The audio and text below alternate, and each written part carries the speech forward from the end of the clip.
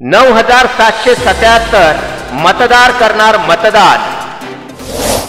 माहूर नगरपंचायत सार्वत्रिक निवडणूक 2021 तिसऱ्या पंचवार्षिक मध्ये कोण मारणार बाजी?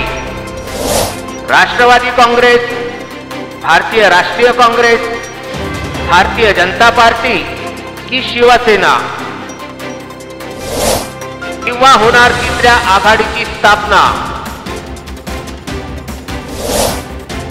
माहूर नगरपंचायत सार्वत्रिक निवडणूक 2021 17ही वॉर्ड मध्ये राहणार विदर्भ न्यूजच्या कॅमेऱ्याची तीक्ष्ण नजर। आपल्या वॉर्ड मधील समस्या व नगरसेवक यांचे कार्य या सर्वांचा ताळमेळ घेऊन येत आहोत।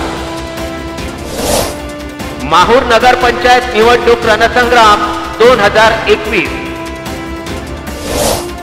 दररोज सकाळी 9 वाजता, रात्री 9 वाजता व पुन्हा प्रक्षेपण दुसऱ्या दिवशी सकाळी 9 वाजता आपली आवडती वृत्तवाहिनी विदर्भ न्यूज 365 आपल्या घरी UCL setup box channel number 999 वर फक्त विदर्भ न्यूज।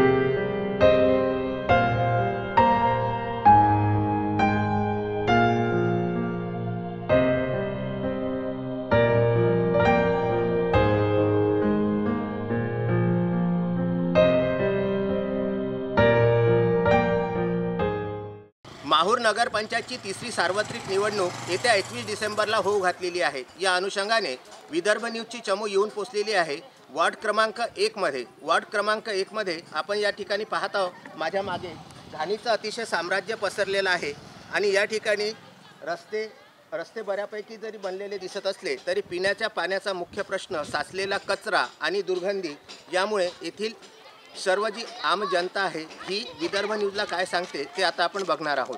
क्या है आप यहाँ पर रह रहे तानुषा बानुषा इधर ये साइड है, हाँ। और यहाँ पर जैसे आपको क्या क्या समस्या है यहाँ पर नजर आती है? हमको समस्या पानी की है, लाइन की है, खंबे की नहीं है, यहाँ डोबरा होता है उसकी समस्या है, नालियाँ नहीं करे, कुछ लोगों ने रोड बनाए तो ऐसे चले गए, बोल बोल के थक आ गए, चले गए इतनी डबल। अभी जो तुम्हारी नगर सेवक है वो कौन है? अभी जब जोगडोडे थे आप क्या मालूम आप कौन है तो? अच्छा, जोगडोडे करे कि रोड करे बस होगा, नाली डालो बोले नाली नहीं डाले, कुछ नहीं, चले गए रोड डाल के। तो अभी आपके यहाँ पर पीने की पानी की व्यवस्था? पीने के नहीं है, व्यवस्था नहीं है, पानी नहीं है हमारे इधर। तो पानी आप कहाँ से लाते? हम बावड़ी से लाते, या कुआं है, कुएं में से भरते पानी पूरा पानी। हाँ। अच्छा, म्हणजे तुमच्या या प्रभागामध्ये काय समस्या आहेत? पाण्याची आणि लाईटची समस्या आहे। रोड केला आहे ना, इथं हे पण नाही, काय नाली पण नाही, पुरे डव साचते, वास मारते त्याचा, मच्छर पण भरपूर होते। इथे रस्ता तर झालेला आहे परंतु नालीची व्यवस्था आणि पिण्याच्या पाण्याची व्यवस्था हा मुख्य जो मूलभूत प्रश्न आहे हा इथे अद्यापही शिल्लक राहिलेला आहे। गोष्ट सांगा, तुम्ही या वॉर्डच्या नागरिक आहे, मतदार आहे या वॉर्डच्या, तुम्हाला काय काय समस्या जाणवतात? आम्हाला नळाची समस्या सर्वात जास्त आहे आणि इथं अंधार आहे, अंधारात लाईट वगैरे नाही आहे इथं, आणि हे डोबर आहे एक घाण, आमचे लेकरं राहतात, मच्छर आहे, कधी बिमारी काय येऊ शकेल ते काही सांगता येत नाही आम्हाला। एवढी समस्या आहे आम्हाला की हे नगरसेविकाला हे साफ म्हणजे असं निर्मळ स्वच्छ राहायला एवढी अपेक्षा आहे आमची। तुमच्या इकडे नळ आलेले आहेत का? हो आलेले। नळ रोज येतात का? रोज नाही, 4-5 दिवसाला 6 दिवसाला येते। 5-6 दिवसातून एकदा येतात। तर त्याच्या आणि लाईटची काय? लाईटचे हे खंबेच लाईट अजून अद्याप आलेले नाही आहे, म्हणजे सार्वजनिक जे स्ट्रीट लाईट आपण म्हणतो ते अद्यापही आलेले नाही आहेत. नाही, हे असे खंबे चार्जिंगवरचे हे खंबे नाही आहेत. एकच खंबा आहे इथं आणि इथं एक मंदात खंबा पाहिजेत आम्हाला. बरं, याच्यासाठी तुम्ही तुमच्या ज्या भूतपूर्व नगरसेविका होत्या त्यांच्यापर्यंत अर्ज वगैरे काही तक्रार दिलेली आहे का? नळासाठी दिलेली होती आम्ही. तर नगरसेविका म्हणत होते आम्हाला की येते 8 दिवसाला 15 दिवसाला नळ चालू राहते. सर गेल्या वर्षी महिनाभर नळ मोटर बंद होती, तर आम्ही विहिरीचं पाणी भरलेलं आहे आणि आम्हाला 120 रुपये महिना नळाचा आहे. तर आम्ही नळाचं 120 रुपये महिना भरून बी आम्हाला 200 रुपये महिना 200 रुपयाची टाकी घ्यावी लागते सर. तुम्ही किती वर्षापासून इथे राहता? 2 वर्ष झाले सर. 2 वर्षापासून ही समस्या तुम्हाला जाणवत हो आहे? सर. घरकुलाची रक्कम मिळाली का? नाही ना सर, 1,10,000 रुपये यायचे आम्हाला. या भागामध्ये काही घरकुले देण्यात आलेली होती, तर त्या घरकुलाची जी रक्कम आपल्याला शासनाकडनं मिळणार होती, नगरपंचायत देणार होती, तर ती रक्कम आपल्यापर्यंत पोहोचली आहे का? घरकुलं बांधकाम झाले आहेत का? सर घरकुल पूर्ण बांधकाम झालेलं आहे. आम्ही 2 वर्ष झाले घर पाहायला आले, पण आमचे 1,10,000 रुपये अजून यायचे आहेत. 2 वर्ष झाले सर, आम्ही लोकांकडून व्याजासहित पैसे काढलेले आहेत. त्याचे आम्हाला व्याज भरावं लागत आहे सर. तर झाली, मात्र घरकुलाची रक्कम गेल्या 2 वर्षापासून अद्यापही पोहोचलेली नाही, असे यांचे म्हणणं आहे. हम तुम्हारी जो आवाज़ है वो शासन तक पहुंचाने के लिए यहाँ पर आए हैं. अभी नगर पंचायत की इलेक्शन अभी 21 तारीख को होने वाले हैं. तो आप इधर कितने साल से रह रहे हैं? 6-7 साल से रह रहे. आपको यहाँ पर क्या तकलीफ जा रही है अभी? हमारे तकलीफ बोले तो ये इधर से बुरे जानवर वो आने का हमारे डर है, और हमारे को लाइट का खंबा होना, जरा पानी का भी वक्त नल कुछ लोगों को मिलता, कुछ लोगों को नहीं मिलता, हमको मिलता. अच्छा, आप यहाँ पर कितने साल से रहते हैं? 6-7 साल से तो बोल. 6-7 साल हो गए. हाँ.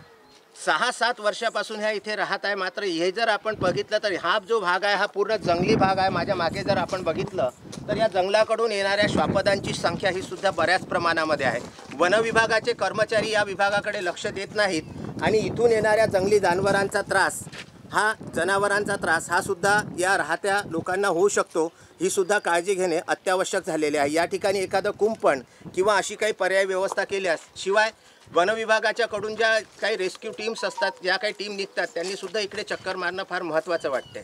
दादा, तुम्ही इकडे किती वर्षापासून राहता? मी इथे 3 वर्षापासून राहत आहे, पण इकडे भरपूर त्रास आहे. म्हणजे जंगली जनावर वगैरे येतात. मी 10 वेळेस सांगितलं कॉल करून फॉरेस्ट डिपार्टमेंटला, तरी पण त्यांचं लक्ष कधीच नाही. इकडे भर दिवसा येतात. इकडे काय कोणते प्राणी येतात? जंगली डुक्कर येतात, अस्वल येतात, मागं बिट्टे पण आला होता इथपर्यंत, तरी कोणाचं लक्ष नाही. मी 10 वेळा कॉल केले त्यांना, त्यांचं लक्ष कधीच नाही. इकडे पाण्याचा पण खूप प्रश्न आहे. 15-15 दिवसांनी नळ येत नाही, काही नाही.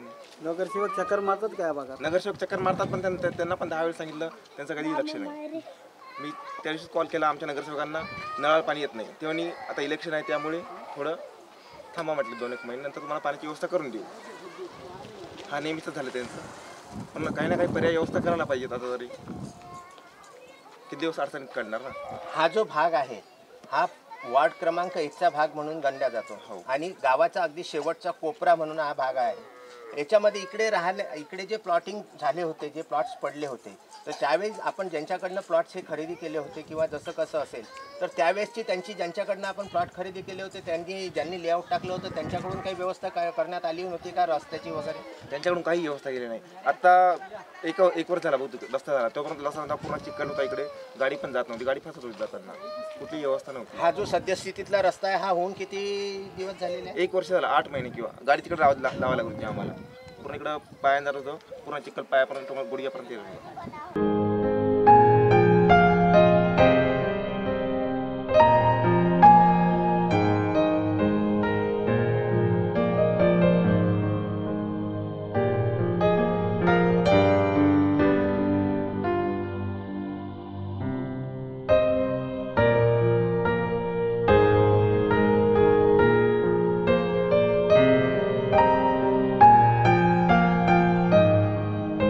उच्चभ्रू वस्तीत असलेलं हे गजानन महाराजाचं मंदिर प्रभाग वार्ड क्रमांक 1 मध्ये येतं. या ठिकाणी आपण जर बघितलं तर या ठिकाणी सुद्धा पाहिजे त्या प्रमाणात विकास हा झालेला नाही आहे. नेमका विकास म्हणजे काय आणि येथील नागरिकांना काय काय समस्या आहेत याच्यासाठी आपण गजानन महाराज मंदिराजवळ आलेलो आहोत. काका, काय समस्या आहे तुम्हाला इकडे? या भागात रोड नाही बरोबर आमच्या.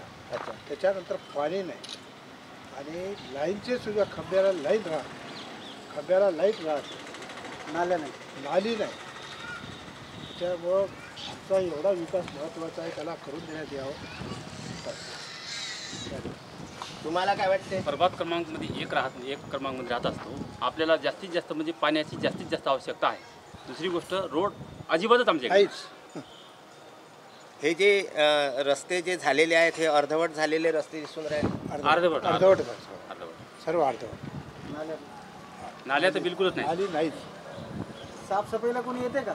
वार्ड क्रमांक 1 मध्ये फिरताना एक गोष्ट प्रामुख्यानं लक्षात येत आहे ती म्हणजे अशी आहे की ज्या ठिकाणी रस्त्याच्या बाजूला नाली असायला पाहिजे नाल्या ह्या अजिबात झालेल्या नाही आहेत. सांडपाण्याची जी व्यवस्था जो निचरा व्हायला पाहिजे तो सुद्धा होताना इथे दिसून येत नाही.